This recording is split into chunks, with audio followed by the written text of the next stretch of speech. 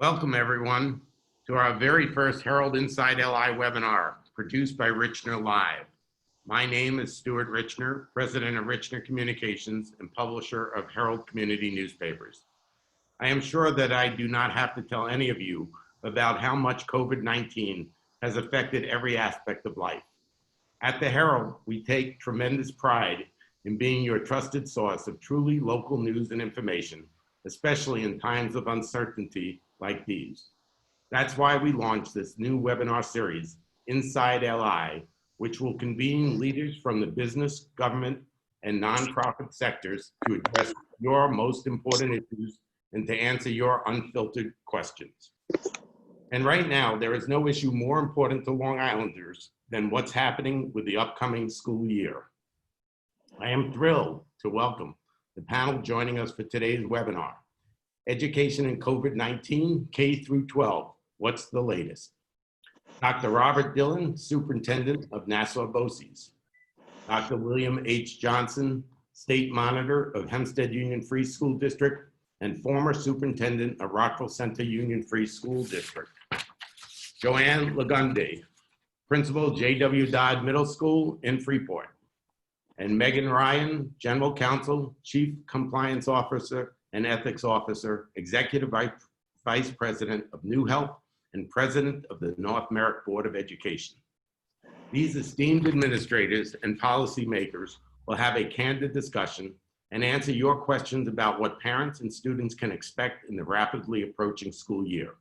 Thank you to all of our attendees who submitted questions to our panelists via email or during the registration process. Please use that same email address, insideli@liherald.com. That's insideli@liherald.com to send us feedback on today's webinar, as well as suggestions for future webinar topics. We truly want to hear your thoughts so that we can serve you best.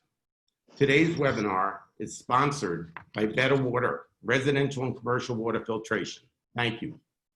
And last but not least, I am excited to introduce the moderator for our Herald Inside LI series, Skye Ostreicher, who joins the Herald team with a distinguished career in government and public relations on Long Island.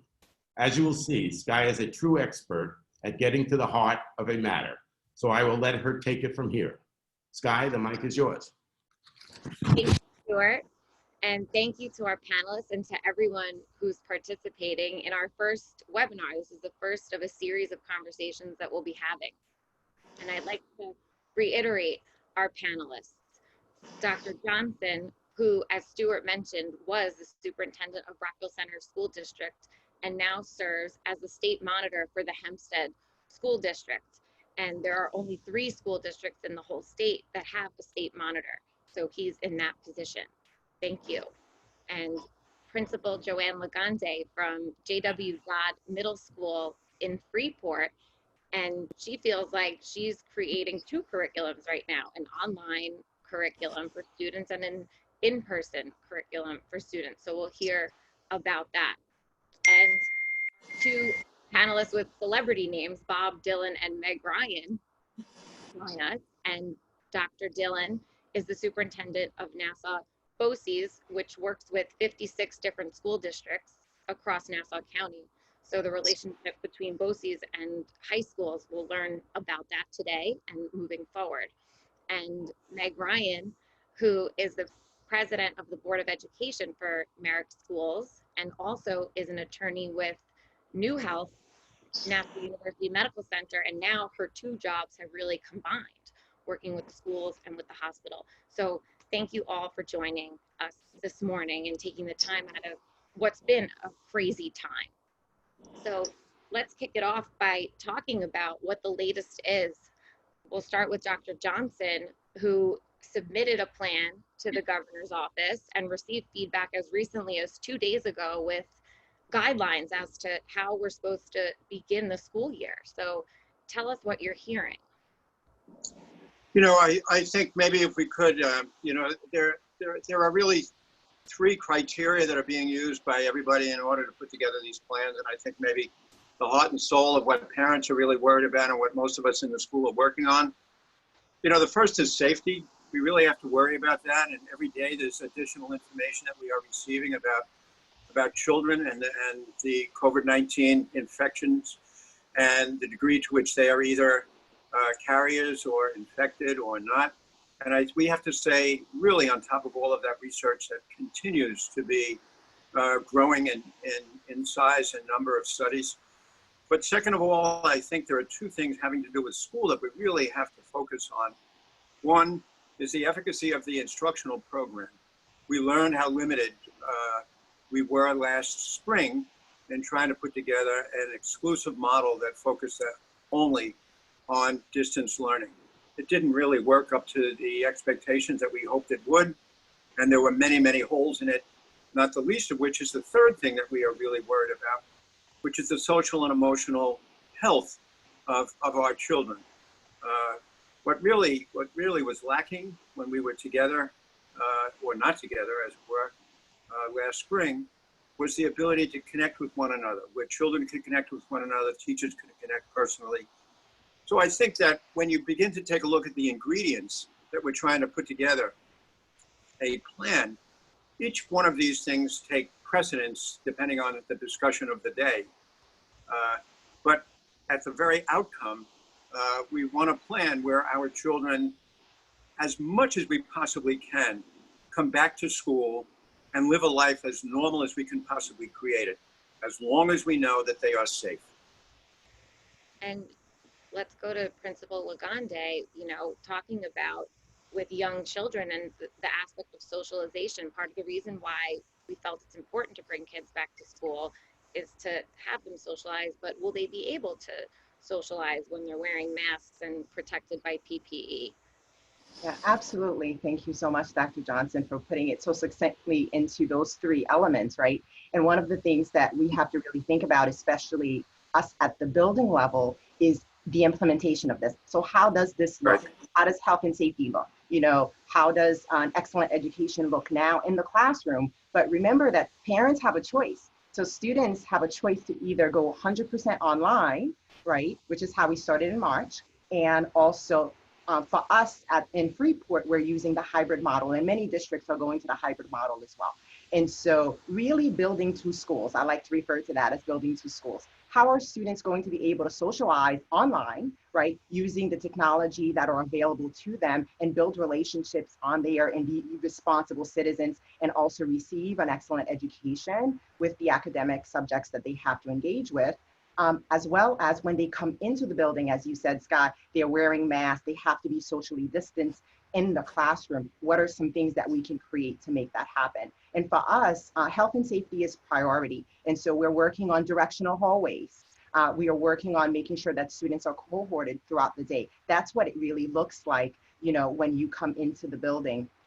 For us, we're also working on 2 bell schedules, right? So all of these things we're putting in place. It's really about physical distancing. I wish we could change the language, right? So it's not social distancing per se. We want to deepen the relationships that students have with faculty and staff and the relationships that they have with each other while maintaining a physical distance from each other so that everyone can remain safe and healthy. So we're changing the language a little bit, again, to build the social emotional learning awareness of our students and engage with their mental health. I mean, the reality is we're dealing with COVID-19, but we're also dealing with social justice out in the world. And so our students are hearing the challenges that are happening with and experiencing the challenges that are happening with COVID-19, as well as social justice. So mental health has to be number one. We've partnered with organizations just like New Health and other health organizations to ensure that students are fully supported in that time. And our staff and faculty as well. What other aspects of mental health? You mentioned New Health, and Megan, what do you hear from the parent as far as how they're concerned about their children's mental health? And also, Principal Ligondé mentioned choosing online school or a hybrid model. What if a student or a parent were to change their mind midway through the semester? How does that work? Sure, that's a great question, Skye. So firstly, our New Health runs health centers as well, and 3 school-based health centers, and one is actually in the Freeport High School. So we're happy to partner with Freeport and as well as Roosevelt and Westbury, and we're trying to get some more out there. And mental health has always been a focus of our district. I'm very proud of that. We work very closely with our superintendent, Dr. Siniak, and the mission of our school really encompasses the whole child. And that's been our approach, especially for the past 2 years that I've been serving on the board. And overall, we're hearing that our parents want our students to go back all in. We are planning, we had a school board meeting last night. We are planning to go all in back 100% September 8th, as long as we have all of our PPE supplies, barriers ready to go. So we are, we're focusing on that right now and planning and implementing the plan that we submitted for that approach. We are in constant communication with the parents. We've increased our notifications and the communications from the district and the principals to the parents. And that's been going on since March. So we've been focused on mental health since March. We've been focused on that. And during the summer, we had resources available, many through BOCES, that we have extended to all of our families throughout the summer, even, the schools closed. So we are focused on that. And to your question as to if you start online and you do the full, virtual model, we hope that you can continue that for your 10 weeks. And we discussed this with administration last night, but as we understand, this is a very flexible, this is a fluid environment we're living in, right? The situation is unprecedented. So we're going to be in communication with the parents. If students start and if parents and the students feel that they need to go opt in to stay home virtually, we're going to work with the parents for that and the students. And if someone starts virtually and would like to come back and think, their fears are alleviated for a little bit and they feel that they can come back, we'll work with them. So right now we do have the majority of our parents have opted in, a vast majority, to send the kids full in, and we're happy about that. And safety, as I'm going to reiterate what Dr. Johnson said, safety is the priority of the North Merrick School District. So we are just focused on that, as we are at New Health. And you mentioned the relationship with BOCES. Dr. Dillon, tell us what you're hearing on your end, what the latest guidance is as far as kids and working with BOCES. Well, the governor came out with his three-prong approach that all the districts are complying with, putting their plans together, their remote plans, the capacity plan, the testing plan. And so pretty much everyone, there was a little bit of confusion. All of our districts submitted to the State Education Department. We as districts have not worked with the State Department of Health in the past. And there was a little bit of confusion there. So the districts now are uploading their plans with the Department of Health.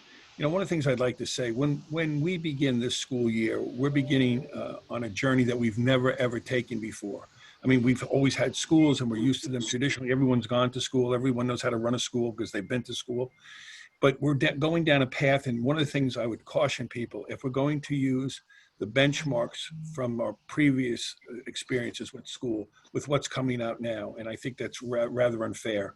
To Bill's point, we didn't do as well as we want, but we've always had high expectations for our kids and for our staff.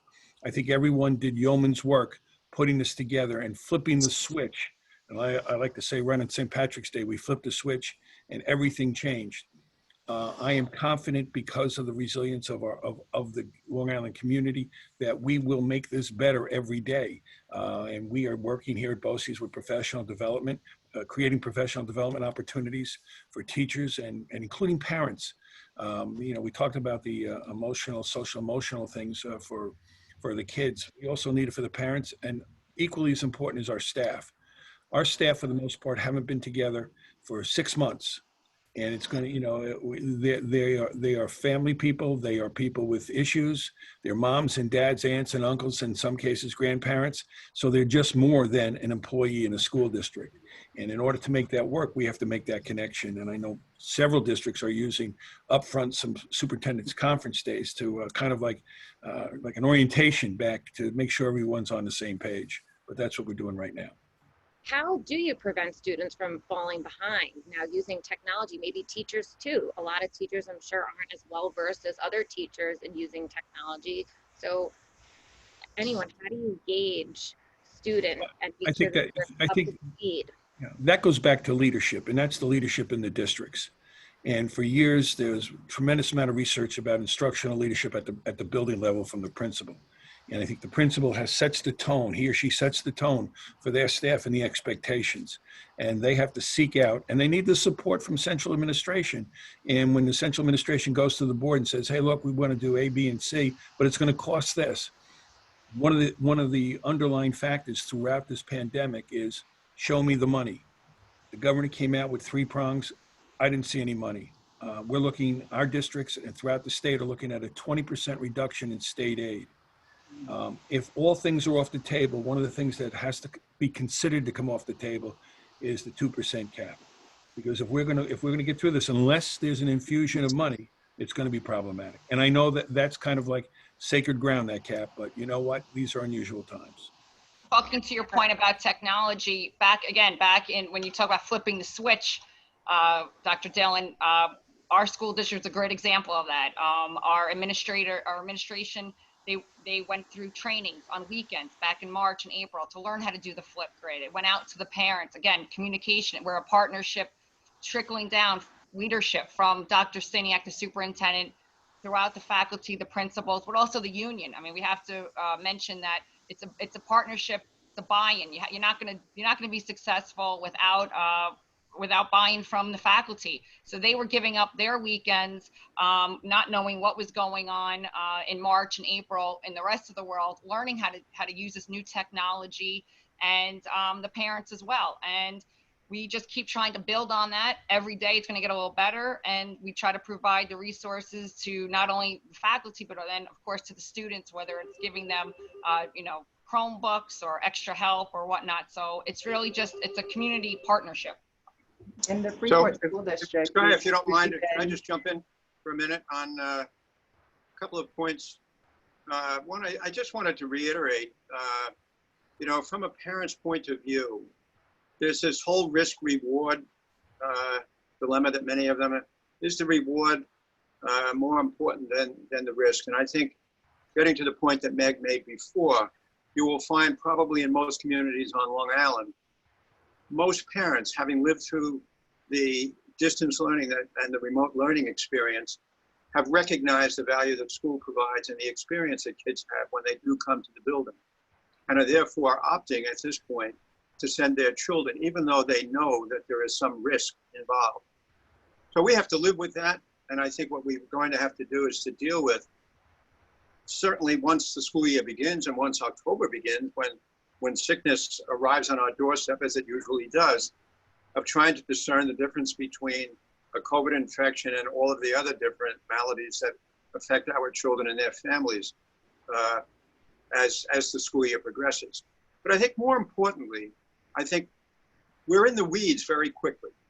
And when you listen to what Johane was saying, and then also what Meg was saying, remember, Meg is the school board president of an elementary school district. So the conversation that we're having about elementary children is very different than it is about the children in both middle and high school. So once you're down in the weeds with Johane, and when she started talking about traffic, it's not something that you necessarily have to worry about as much in an elementary school, because kids can reside for the most part, probably for 90 to 95% of the day in a single location. Putting together a cohort and maintaining that cohort is a relatively simple task. But boy, once you're a principal at a middle school and know that your children are going to be moving throughout the day for one reason or another, holy smokes, how do you manage traffic within that building? So once we're in the weeds, and I think this is the type of conversation that many of our principals need to have with parents to make sure that they are fully informed before they make the decision about sending their children back to school. They have to understand, as Bob was just saying a few minutes ago, they're not coming back to the school that they would have recognized, on March the 12th. March 13th, the world changed for all of us here on Long Island. So the school is going to be very different. The fact that traffic is going to be different, the fact that they're going to be wearing masks, they're going to sit at desks shielded by some kind of plexiglass shield in many cases, not all. And all of those elements are going to be part of the life of either an elementary or middle school child, and all need to be considered by what parents are in fact going to have to take a look at when they begin to make the decision. Last point I wanted to make, incredible disparity between many of the wealthier communities and the willingness of parents who are very familiar with technology themselves and the ability of those parents to provide assistance to their children, and the equity issues that were associated with people who live in lower socioeconomic areas on the island, where either access is a problem, the device is a problem, or the support from their family under the conditions that may not exist elsewhere exist.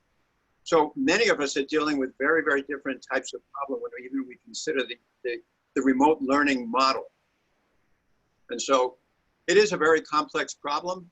And I really welcome this opportunity to make sure that everybody clearly understands, whether it be a parent or an administrator in the building or at the district level, what a complicated set of issues that we are dealing with right now. And as Bob said, and I'll reiterate it again, we are walking into a world that we've never seen before. I couldn't agree with you more, Bill. It's so important for us to really keep that in mind, right? I would say educators are superheroes because we're constantly revamping what we're doing, restructuring and redefining and reimagining education as a whole. And the communication with the community and with the parents is just crucial.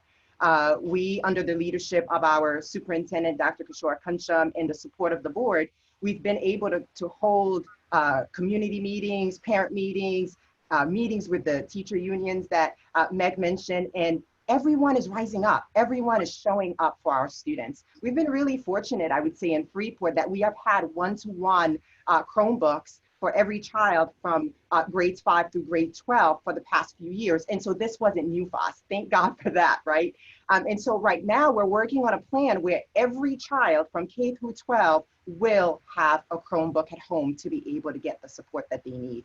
And you know what, Bill, you bring up a really important point. What about the parents who are essential workers? What support will they have to provide to your students, because they're out there literally saving lives? So we can speak theoretically in terms of what's happening, but the reality is that parents do need our schools, and we're doing our very best to ensure that we're abiding by the CDC guidelines.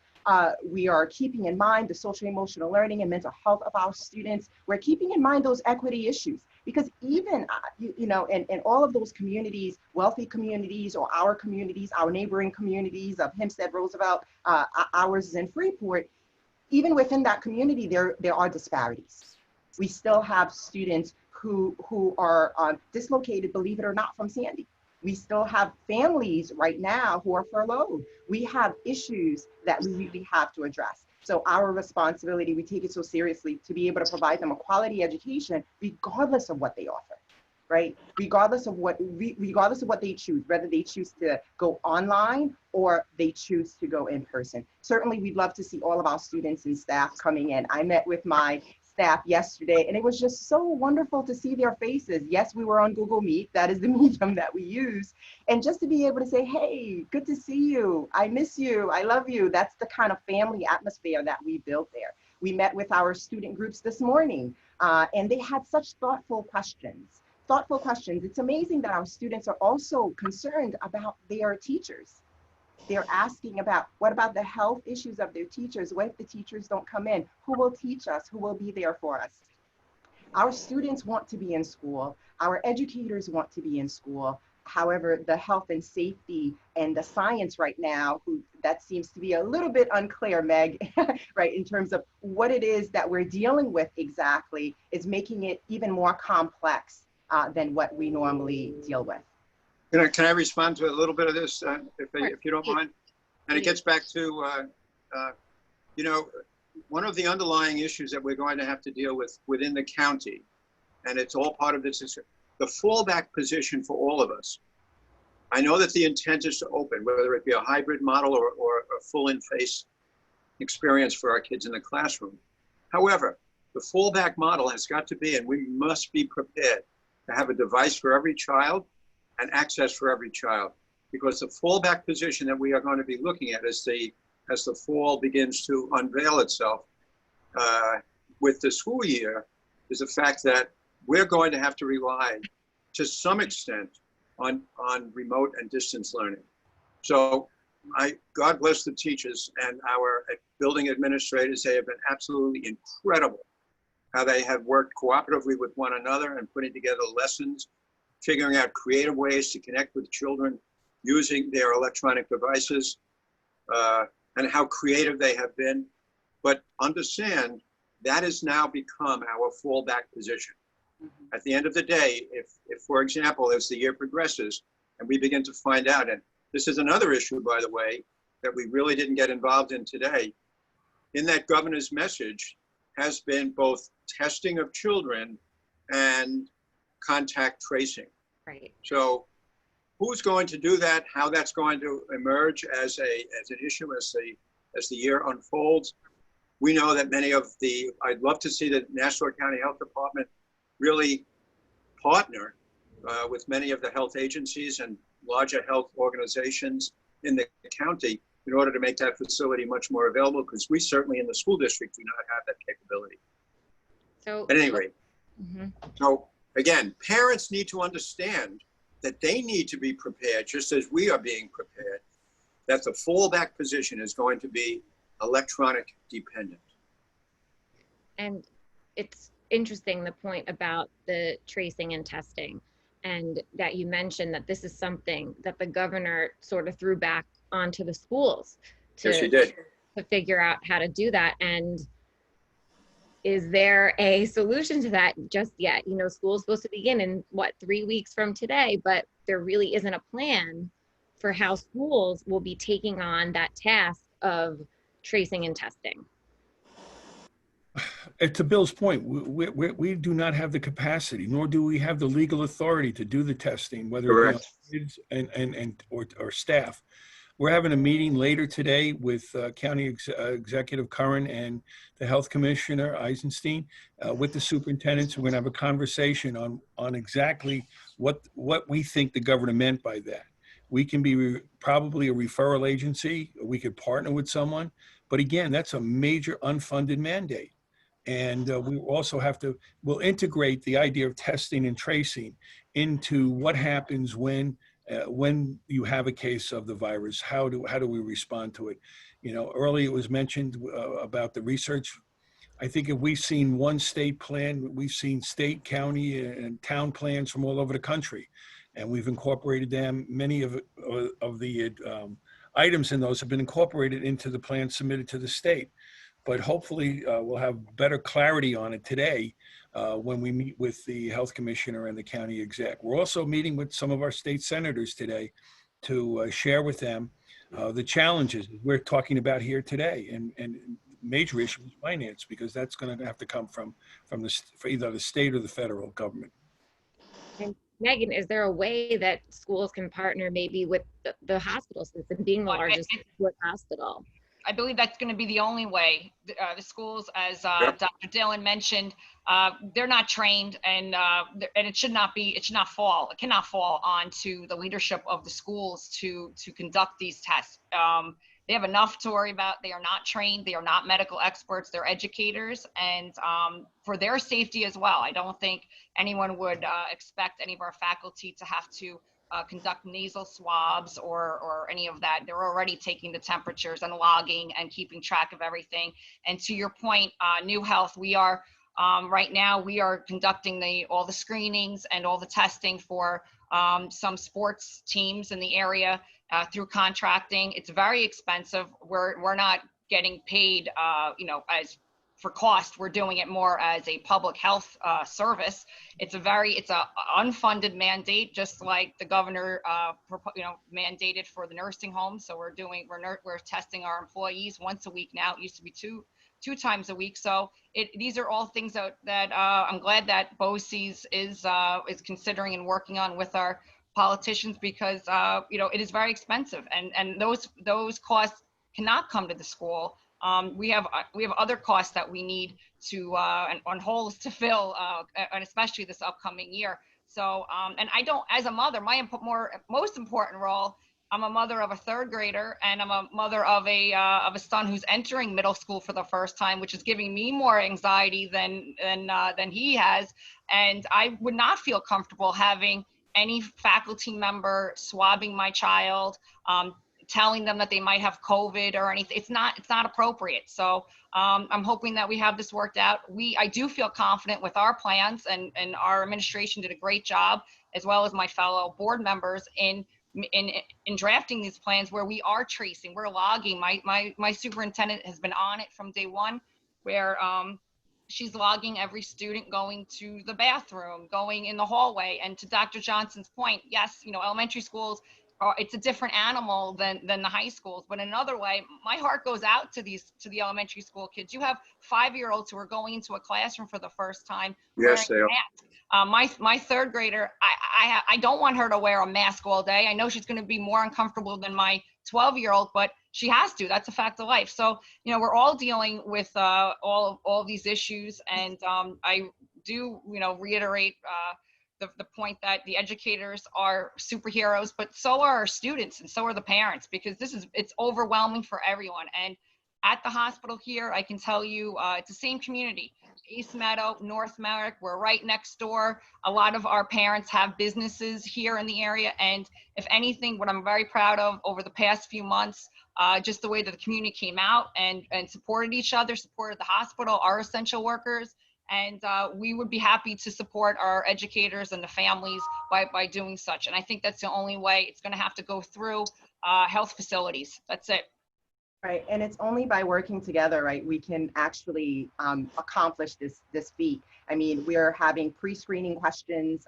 Our superintendent is just so committed to doing that as well. Dr. Kuncham has been really pushing us to say, what else can we do? What else can we do to ensure safety in every single one of our schools, elementary schools to middle schools and high schools? What can we do to limit the movement? What can we do to keep students in cohorts as if they have to move, to those special area classes such as family and consumer science, technology, or at the high school level, those special classes that they need, right? The exposure that they need, whether it be photography, the skills that they need. So we are definitely working on kind of prevention. And so we always implore our family members, our parents, and our students to take that pre-screening questionnaire, taking the temperature at home before coming into the building. If students come into the building, in our plan, we do have a room dedicated for students who may be presenting particular symptoms that will be separated from our nurse's office. Because, in the nurse's office, you may have a cut, you're not presenting certain symptoms. So we are very well prepared. We're extremely prepared here in Freeport, as I'm sure my colleagues in the other districts are. However, the anxiety that you're sharing, Meg, is real. I'm also a mother of a 4th grader, and we had a conversation yesterday in a mother of a 1st grader. And a college student who is now heading to Dartmouth and has to quarantine for 14 days. And she can't leave her dorm room. And we had a real conversation about, is that what you want to do? She said, Mom, I want the college experience. And what do we say to our children?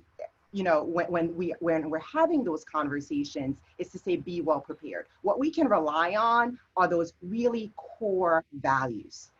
Resiliency, persistence, be thoughtful, be careful. Certainly there are concrete things that we're doing. We're preparing a care package for her to ensure that she's all well at the college level. But when I had the conversation with my 4th grader yesterday, she said, she expressed the fear. She said, Mom, I have to wear the mask all day. And so we talked about, well, you'll be able to have breaks. You can take the mask down, have a break as long as you're 6 feet apart. So having these really serious conversations with an elementary school student, and then having that conversation with, let's say, a rebellious middle school student or rebellious high school student, because they're at different parts of, they're just at different parts of their developmental level. The middle school child is trying to affirm who he or she is at that level, so is the high school student. So really, it's so important for us to have clear, simple, yet realistic conversations with our students so that they can know what it is that they're expecting. And I think that will help all of us just transition in this fluid environment. I was going to use the word smooth, but it's really a fluid environment because it is a challenging times, but we're really doing everything that we can to take precautionary measures to prevent anything from happening in our schools and to make sure that students are actually coming to school smiling still, That's really an important part of school. Joy is an important part of school. You know what you don't realize, and I'm listening it because I'm a grandparent, not a parent, but listening to both you and Meg, what we've really come to understand is how important that partnership is between the school and the home. The home now becomes an extension of our classroom and vice versa. The classroom becomes an extension of home. Now that we've walked into everyone's home, and we can take a look at what their kitchens look like, and every teacher has an opportunity to sit in the living room with their children. You're right, it's a very, very different world. But so important are the conversations that both of you talked about with your young children, so that they understand the role that they're going to have to play in school, and that there may be a limited opportunity. It's not going to be exactly the same as it was before, but we need to figure out how to stay safe, and yet at the same time, take full advantage of whatever the opportunities are that school provides. It's a big adjustment in a lot of ways as far as curriculum, working from home. What about classes like art or something that's more interactive? You mentioned photography, Johane. Like, how can you even do these types of classes from home in addition to the mental health aspect, seeing the teachers at home, knowing what a child's home life is like, bringing that into the light, the issues of social justice and racial equity, and speaking about that with students that are hearing and seeing things in their own community. It's a big adjustment in a lot of ways. And we've received nearly 100 different questions for you panelists today.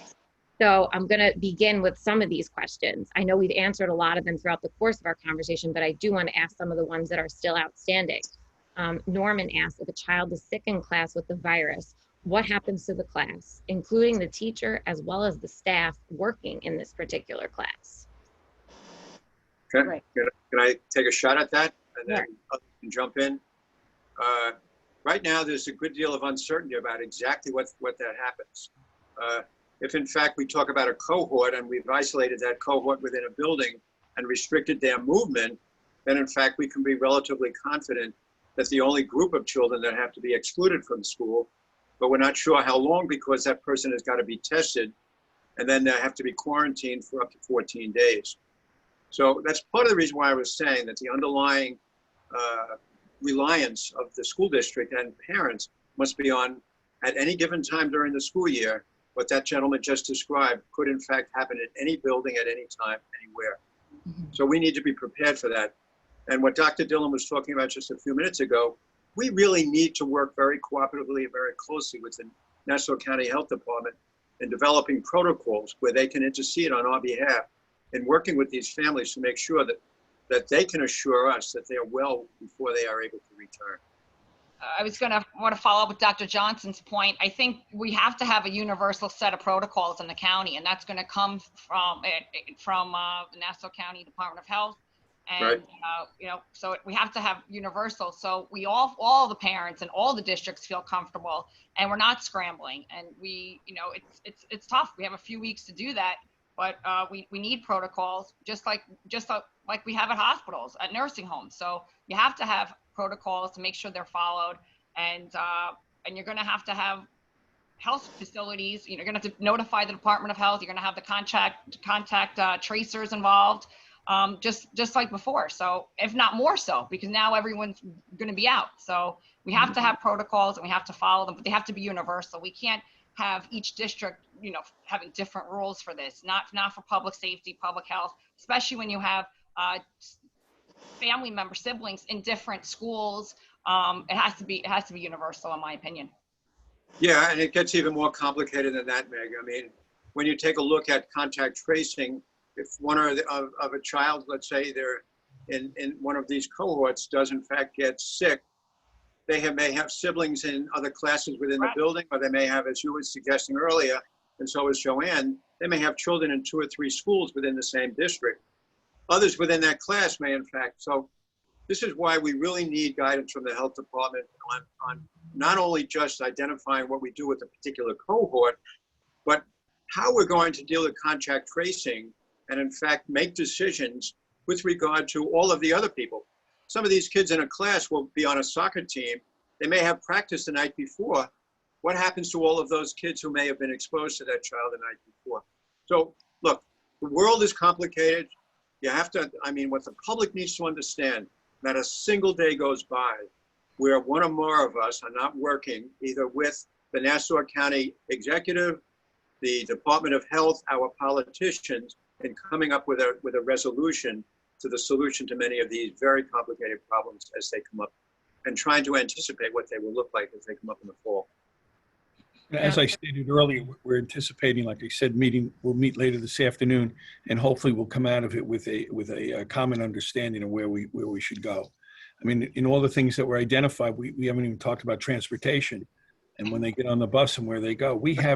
Remember, many of our teachers may work in Nassau but live in Suffolk. So what happens here in Nassau affects Suffolk, and to a large extent, New York City too. So, I mean, we are a densely populated area, and it just keeps snowballing. So we have to be very careful. And we're all interconnected, right? So with the contact, there've been questions, right? There've been questions about, well, notification, right? Parents have asked, well, will we be notified? And we have HIPAA laws to abide by as well. And so all of that complicates the matter much further. Yeah. I want to ask a few more questions because I promised to end this at 10:45 to keep everyone on time. So George asked, will additional cleaners and custodians be hired?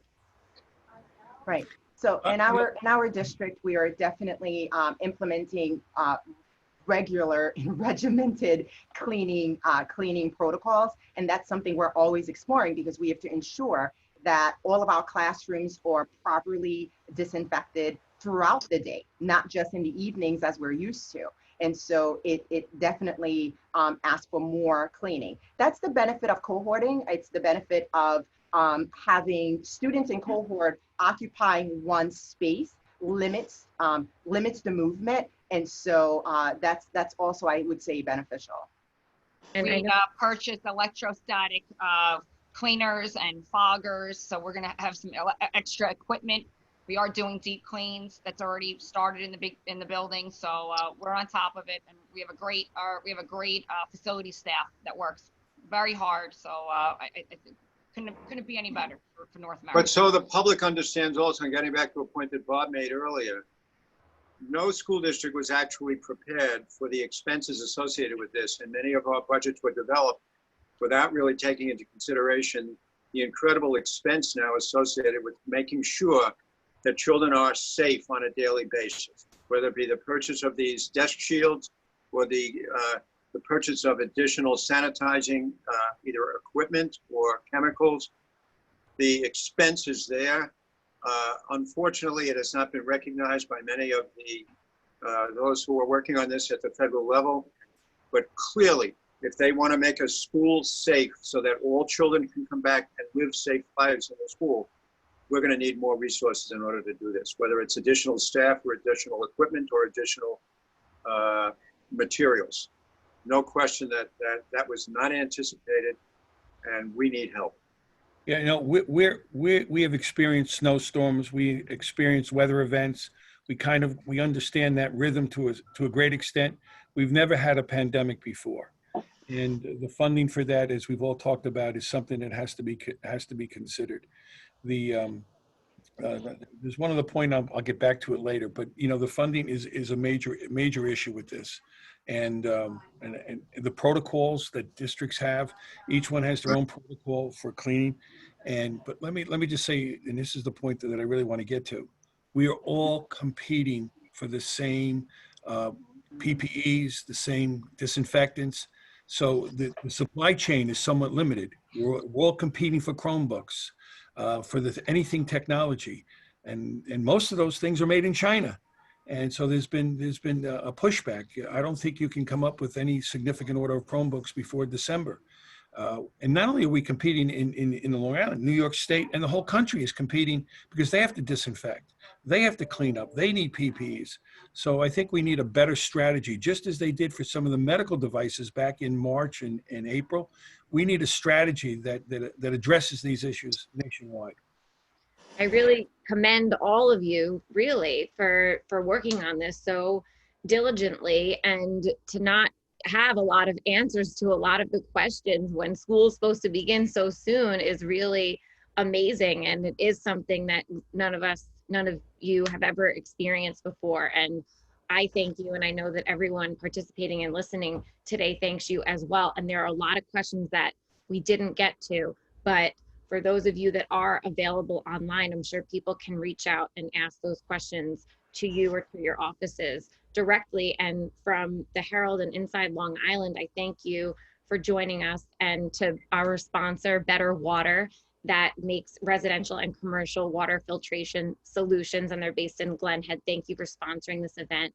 And we're going to be having more and more of these conversations with leaders like yourselves, and we'll have you back, and we'll continue the conversation if the virus comes back in the fall. There are so many unanswered questions.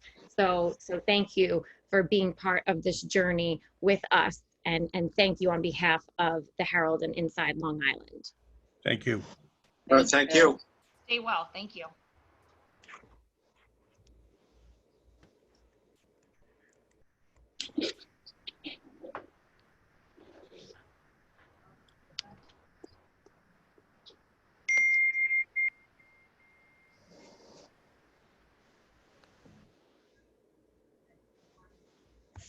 Yay!